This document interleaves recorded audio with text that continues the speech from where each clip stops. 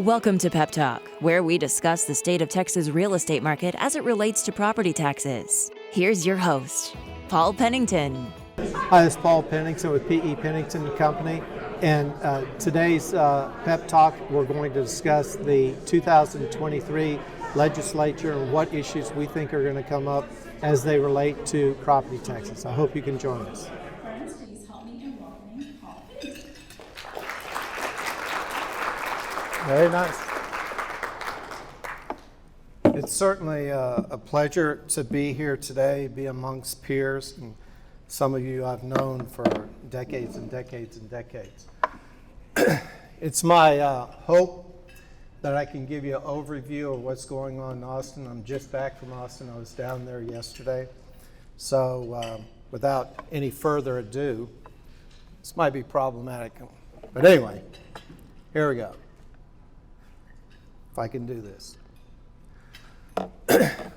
The metaphor here is there are elephants in Austin, and the elephants are going to come in various forms, and there's going to be just big elephants, and there's going to be a real mean elephant, and then there's going to be a bunch of little elephants that we're going to discuss. This is the biggest elephant in Austin as we sit here today. We have a surplus in our budget. And I need to be around here, but anyway, we have a surplus, and it's 26% over what we had in our last session. So right now, as we sit today, it's estimated that this surplus is $32.7 billion. Add to that surplus, you have 5.2 or 3 billion that we have left over that the feds gave us for COVID. So there's a lot of money. So the question is, what do we do for the surplus? Now, just looking back in history, I want to tell you that in 2019, we did some tremendous things. One of the things we did, we had a bill, and we gave about $5.1 billion to buy down the school tax rate. To be specific, just that portion of the school tax rate, which has to do with maintenance and operation, which is the largest part of the school tax rate. I don't know if any of you noticed with your own homes this year, but your value went up, but maybe your taxes didn't go up, or even maybe your taxes went down slightly. That's because of this buy down that we did, $5 billion, and that's called compression. We also passed in 2019 a bill that told the cities and counties prior to 2019 they had the right to raise the tax rate up to 8%. That provision was put into the tax code in 1979. And what was going on in 1979? Jimmy Carter was the president, inflation was going nuts, so everybody thought giving the county and the city, and at that time the school district, the right to raise the rate up to 7.99999 without getting voter approval, that seemed like a reasonable thing. The only bad part is they kept it all the way through, and we tried to do something about it in 17. That's another story, but it was passed in 19. So as we sit here today, counties and cities can raise their tax rate 3.499999% without asking the citizens to vote on it. So we've done a quasi cap on tax rates for the city and the school. By the way, when they do reappraisals are supposed to be negative, revenue negative or neutral. Why is everybody going to be so concerned with property taxes in 2023? The amount of taxes that a homeowner pays in Texas as compared to the rest of the country, we're like number 7. And homeowners are fed up with that. And homeowners don't understand compression. All they understand, and they don't understand the effect that the 10% cap and homestead exemptions. All they know is they get a value, and the values have gone up, and they get real upset. What happened, the perfect storm that occurred in 2022 was the CADs, you may or may not know this, approached the governor in 2020, and you're going like, what happened in 2020? 2020 was COVID. The CADs approached the governor and said, we want to roll values from 19 to 20 and not do anything. And the governor says there's no statutory provision for me to allow you to do that. So the CADs, if we're all professionals, we all saw the values in 20. They pretty much sat on their hands. In 21, they started maybe taking their hands out and maybe doing a little bit, but not a lot. In 2022, the Texas Association of Appraisal Districts came out and said, and released to the media a document that said, did you know home prices went up, whatever, 30%? Did you know commercial transactions have gone up 50? They released this to the public or to the media to tell you, we're going to blow things up in 22. They blew things up in 22. So we could assume that 22 was an anomaly, okay? But all these homeowners made their feelings known to their elected officials in Austin. And that's going to be, you're going to see the effect of that. So on both sides of the aisles, Democrats and Republicans, the big issue, the big elephant in the room is we got all this money, and we'd like to take a great portion of this money and somehow, some way, give property tax relief to all taxpayers, but specifically to homeowners. So when you do this, you have to say, in Austin, in our state government, there's three big players. Obviously, the first big player is the governor.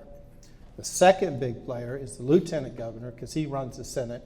And the third big player is the Speaker of the House. Each one, as you can see, each one of these people are saying different things. I was at an event, a dinner, and the governor said, we got whatever it is, $33 billion, and at that dinner, he said, I want to spend $15 billion for property tax relief. He didn't say how, I just want to spend $15 billion. Now, the lieutenant governor, this came out in the fall. His idea is, I'm going to take homesteads for the school, and currently I'm going to raise the homestead from the school from $40,000 to $70,000. And I was at an event in August in San Antonio where he says, my plan is maybe to go to 70 in this session, and next session raise it to 100,000. Then you had the speaker, and the speaker has said a lot of things, and as you can see in this comment that you're reading, and it's also filmed, he's saying, we have all these people who've come to Austin, these newly elected or whatever, we haven't even started the thing, and everybody's spent all the money already. And then he makes this statement, this money didn't come from property taxes. This money came from sales tax. And so at this point, I'm just telling you that the governor is just, as we go on, you're going to see it's no longer $15 billion. He wants to spend $18 billion. And the lieutenant governor is saying, maybe not that much. And the speaker is saying, that might be a little much. So you see here, Governor Abbott's talking about $15 billion, and you can read the comment that property taxes are suffocating Texas taxpayers. This is just a document. This document's probably a week old. It came out last week, but if you notice, it's not $15 billion, it's $18 billion in the document. So this is just he's putting his footprint out there saying, this is what I want the legislature to do in 2023. Give people tax relief. Lieutenant Governor is being subdued. His plan is, I think we should do this homestead exemption, and then he has another interesting exemption. He's saying, if I'm going to raise the school homestead from 40 to 70,000, shouldn't I do something for the business community? And his idea for the business community is, if you file a rendition and the value of that rendition is less than 100,000, then maybe you should be exempt. That's his plan.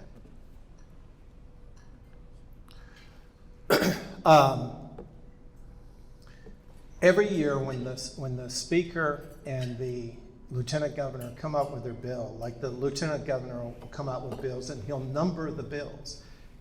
The lower the number indicates what the most importance he places on a bill. So when he came out with all these bills this time, number 4, so it's pretty high on his agenda, is additional property tax relief. Number 5 is the business personal property exemption. So what the lieutenant governor is saying to the Senate, property tax relief. We need to spend more. Let's say we all agree the number is $15 billion. We need to spend a portion of that $15 billion to increase the buy down of the school M&O tax rate. Okay? So you say, well, how much, since we did it in 19, how much compression have we seen? A little over a dime. But he's saying we should do more. Okay, well, that's a good thing because that helps commercial property tax payers and residential. It helps everybody. So he's being subdued, which is something you don't normally associate with him, but he's being subdued. So this is just more detail on what the lieutenant governor wants to do. Now,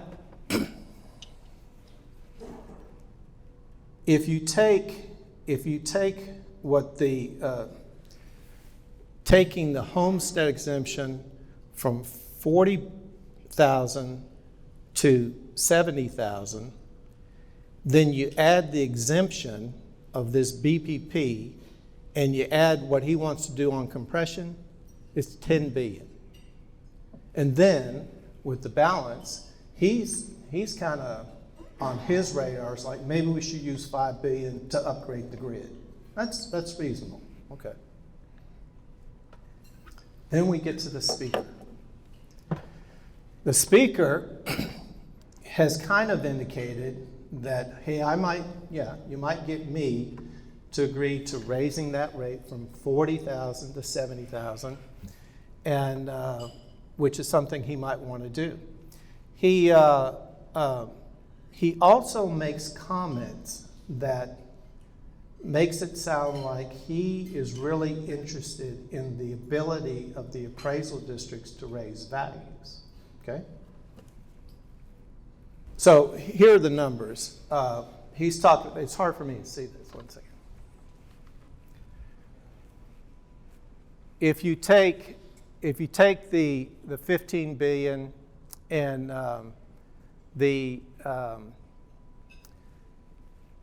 of the Senate's proposal for that increase just in the 40 to 70 is $3 billion. He doesn't mention compression in, but he mentioned something really different. And I was there yesterday and I forgot to ask. He mentioned a $2.2 billion, like a credit to schools.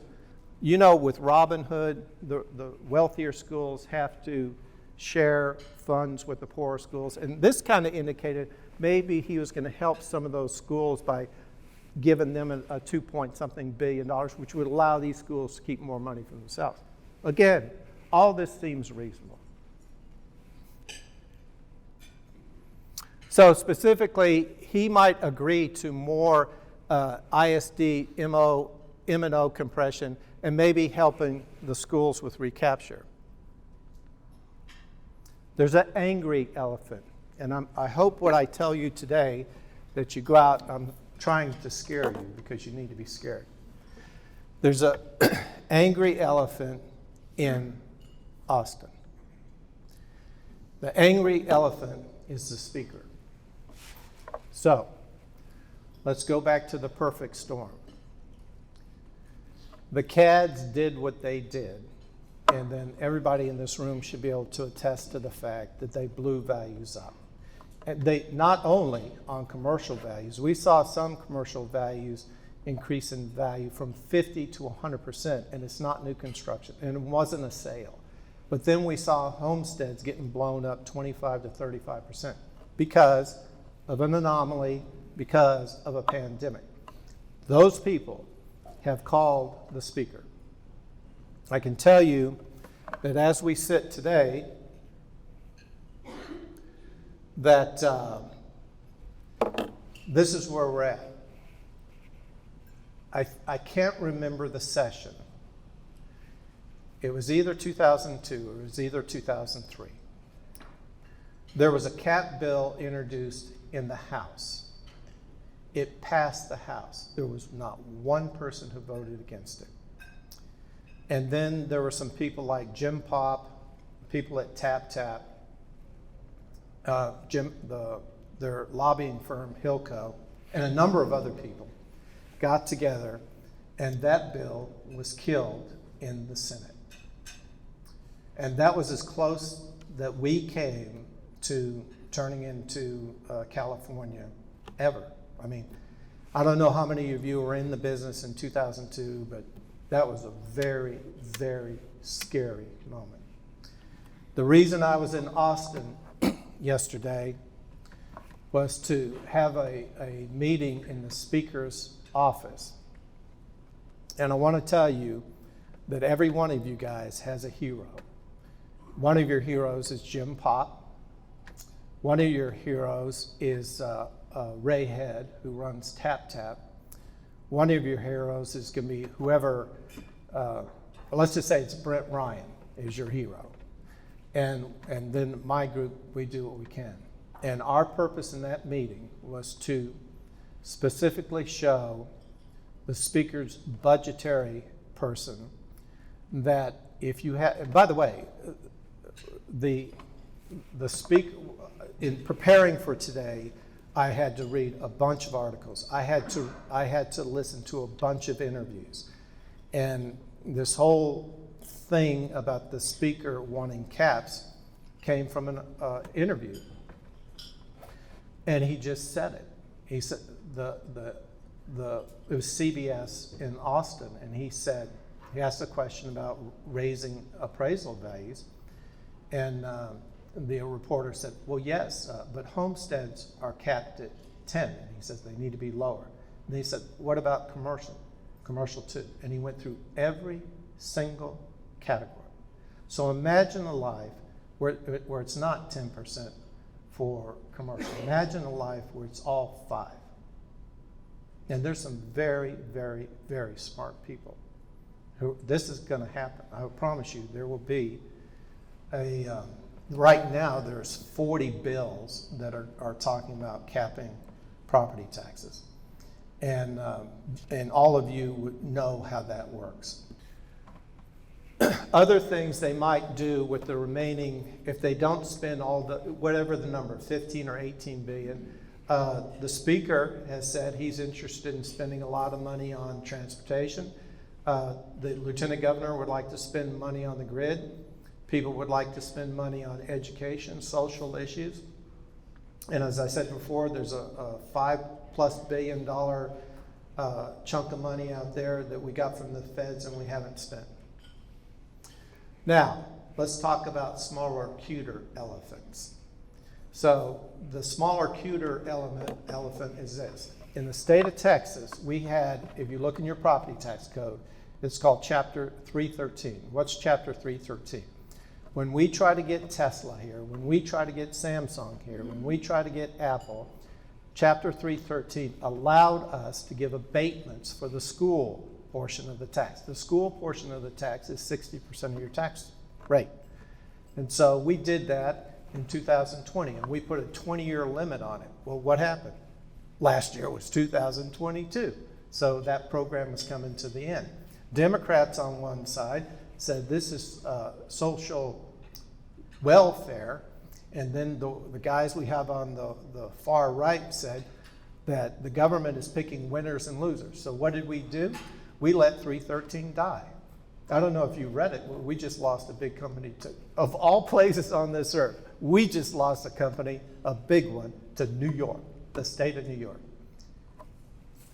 So we don't do that. So this is something. This is just talking about the act, but it's a 10-year limitation, an exemption that can be offered by the school district, and it is very effective. And let me show you. Has 313 been a positive thing for the state of Texas? Well, let's look at it. This is population trends. Let me go over here. You've had 113,000 people move out of California. You had 470,000 move to Texas. You had 316,000. Where's all the movement to? It's Arizona, Texas, Florida, up into the Carolinas and Tennessee. Where are they moving from? Illinois, New York, New Jersey, California. Why are they moving? There's a bunch of reasons they're moving, but one of the reasons they're moving is the tax climate. This chart here lists states and business climates.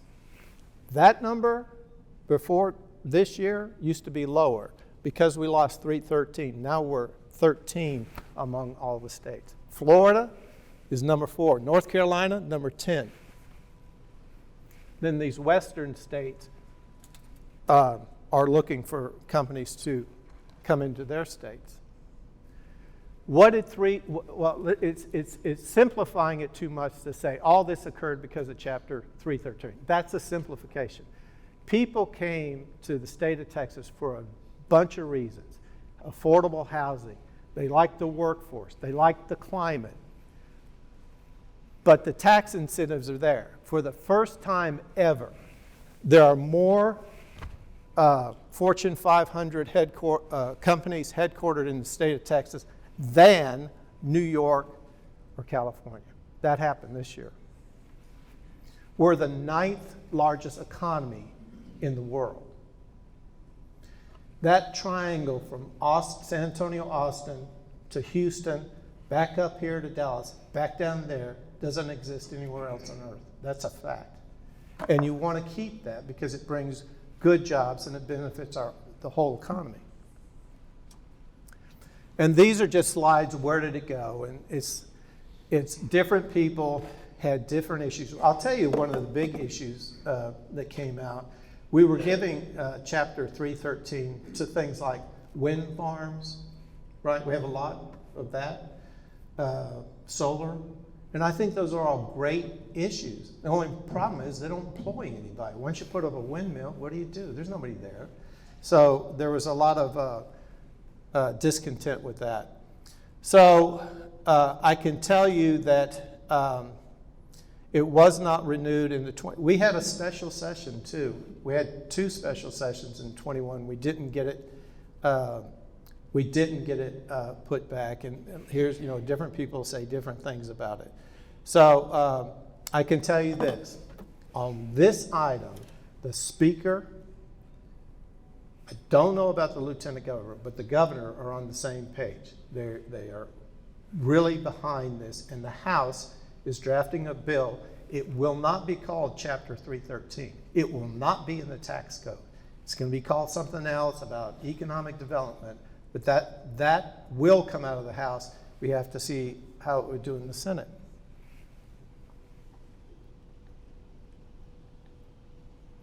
Other issues down in Austin that we see. Obviously, we've talked about we have a lot of money. We want to continue to buy the ISD M&O rates. That helps everybody. We want to, like I said before, we want to use some of the money to increase homesteads, what we've talked about. I'm telling you, there is something that has real legs this session is the election of the board of directors. And there's a bunch of talk about electing members of the ARB. Then we've already talked about cap bills for residential and commercial and reinstatement of something that resembles 313.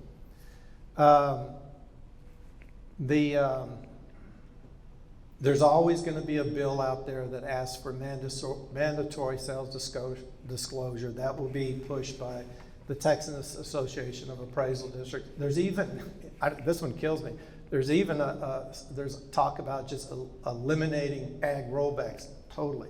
I don't know if you're familiar with what happened to ag rollbacks, but with the ag rollbacks, it used to be for 5 years, and it was like 7% for the first year, and 14, 21, 28, 35. Then they cut it to 3 years, and it was just 5, 5, 5. Now they're talking about cutting it all together. And every session, there's going to be like, let's swap property taxes for value-added tax.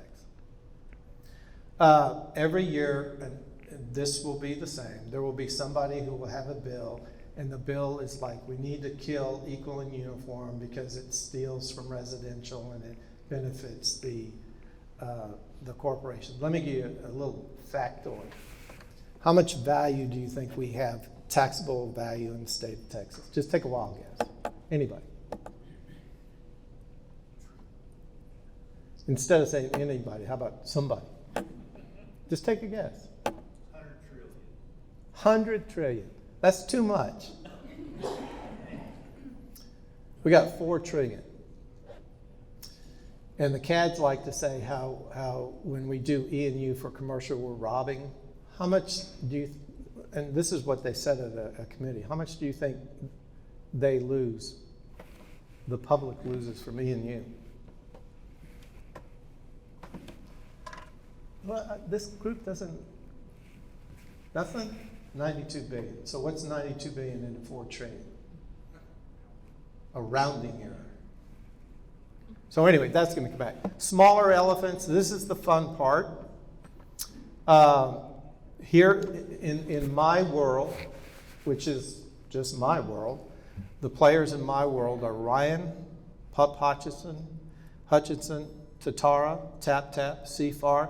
And you see down at the bottom, it says TAAD. But do you see the 2 little things down there? Can you read it? If you can't read it in the back, let me read it.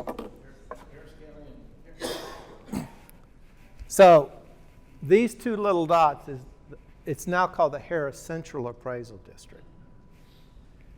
The Harris Central, and this one's called the Travis, is it Central or Central Appraisal District? You know why they're on here? Well, for a long time, HCAD's had their own lobbyists, okay? This year, Travis has their own lobbyists. In other words, when you try to craft legislation or make compromises with these people, you have to cut a deal with TAAD. Then you got to go see if HCAD is good with it. Now we got to go see if TCAD is good with it. Hand to God, that's what's going on.